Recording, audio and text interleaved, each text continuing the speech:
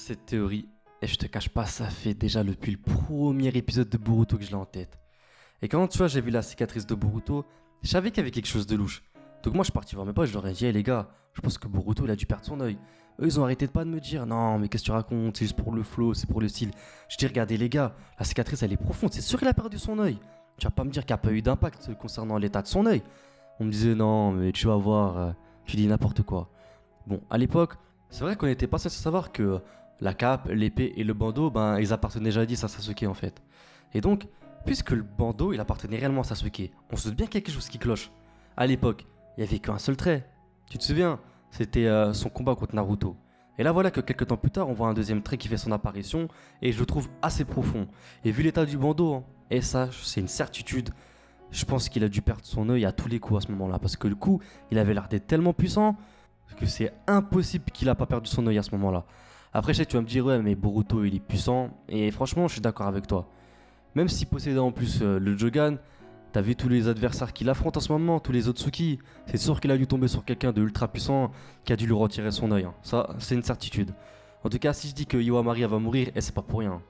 C'est comme t'as vu, El futur de Konoha, il a l'air d'être sombre. Hein. T'as vu comment Konoha a été détruit? Et si on suit aux paroles de Kawaki, j'ai bien l'impression que Naruto il est mort. Hein. De plus, quand on regarde la tenue que porte Boruto à ce moment-là, j'ai bien l'impression qu'il porte tous les anciens équipements de Sasuke. Alors à moins que Sasuke il a décidé de vendre ses équipements, tu vois, ce que je pense pas, il a dû sûrement mourir. Et je sais que dans ta tête tu vas dire que c'est impossible.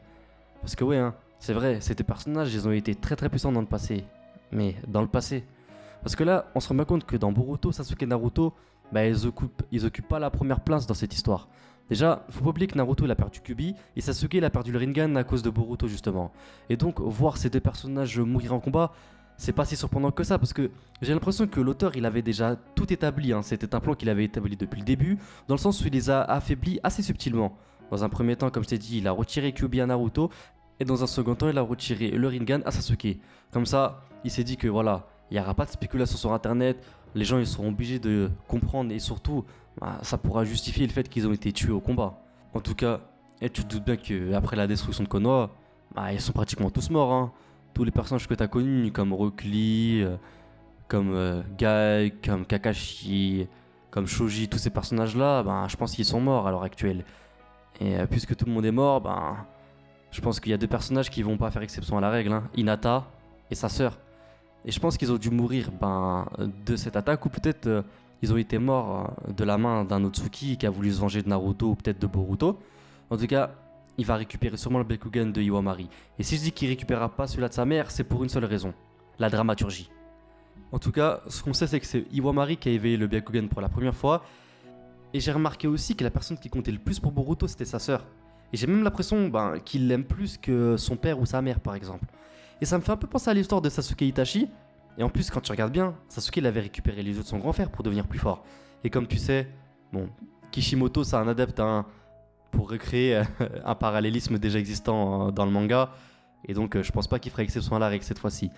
En plus, dans la symbolique, je trouverais ça assez fort de voir une scène aussi triste que ça. Et donc après Kakashi qui avait récupéré l'œil d'Obito, là cette fois-ci on verra non pas quelqu'un qui récupère le Sharingan, mais plutôt le Byakugan.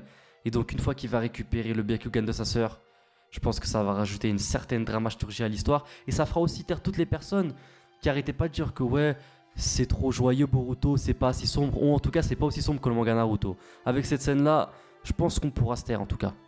Alors oui, hein, pour revenir au thème principal de cette vidéo et surtout de cette théorie, t'inquiète pas, je peux te dire que tout est lié finalement.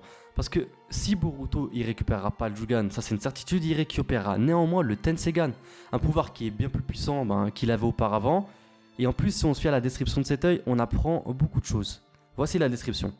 Le Tensegan, en fait, ça s'appelait l'œil de la réincarnation, et c'est un dojutsu qui a été introduit dans le film Naruto The Last, et le roman il expliquait même que le Tensegan il pouvait être acquis lorsqu'un Otsuki se voit implanter le Byakugan d'un Hyuga, et c'est justement cette combinaison de chakras en fait entre les deux clans qui transforme le Byakugan en Tensegan.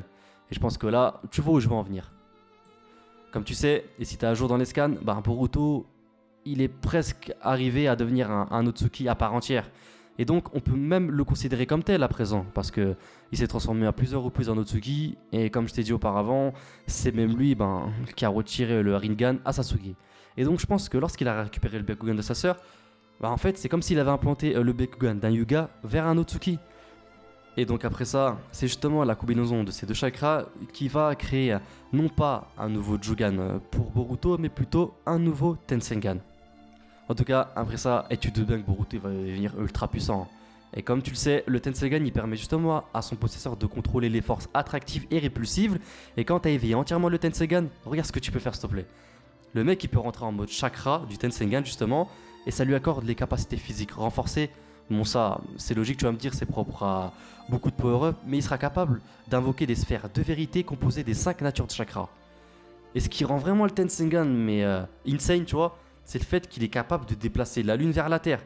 Et en tout cas, nul doute qu'avec ce nouveau pouvoir, bah, il sera peut-être capable d'envenger son père, sa famille et les habitants de tout Konoha, et il sera enfin capable de tenir tête à Kawaki, son rival de toujours. En tout cas voilà, cette théorie est d'ores et déjà terminée, j'espère sincèrement qu'elle t'aura plu. Si c'est le cas, je compte vraiment sur toi pour t'abonner, ça me ferait vraiment plaisir. À activer la petite cloche des notifications pour ne rien louper des prochaines sorties, à me suivre sur tous les réseaux sociaux et à partager un maximum cette vidéo, ça me ferait vraiment plaisir. Moi je te dis à très bientôt pour de prochaines vidéos. Jana!